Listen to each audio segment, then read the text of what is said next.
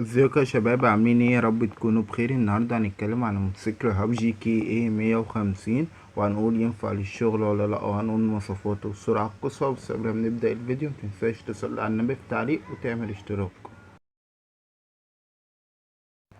رقم واحد، هنقول نظرة عامة كده عن الموتوسيكل. بينزل بشكل رياضي، شكله حلو. بينزل بفانوس كده مدي شكل هجومي، شكله حلو. الموتوسيكل بينزل منه 4 ألوان، بينزل الازرق والاحمر والاسود والازرق بيبسي. اول حاجة هنتكلم عليها الموتور. بينزل 150 سي سي، واحد سلندر. بينزل على كاتينا، بينزل مزود بمارش ومنافلة. وده موديل تاني شركة هاوجي منزلاه شبه هوجن 3. هنرجع تاني للموتوسيكل اللي احنا هنتكلم عليه النهاردة. بينزل بفانوس شكل هجومي وشيك، ولمبات هالوجين، لمبات الصفرة. بينزل بعداد ديجيتال بالكامل.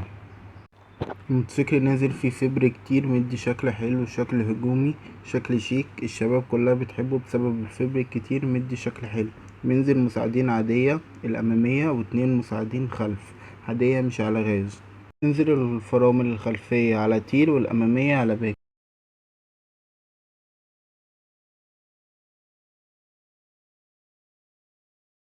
الموتوسيكل بينزل على جنود 18، والعجلة الخلفية بتنزل على 90. طول البايك 2 مترين. البايك ينفع للشغل؟ طبعا البايك ينفع للشغل. البايك منتشر جدا، الناس شغالة بيه.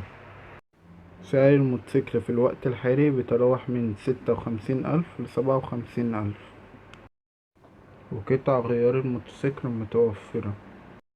السرعة القصوى بتاعت الموتوسيكل 123. وهنعرض فيديو لحضراتكم دلوقتي السرعة القصوى بتاعت الموتوسيكل. ولو وصلت معانا لغاية دلوقتي في الفيديو متنساش تعمل لايك واشتراك عشان غيرك يستفاد.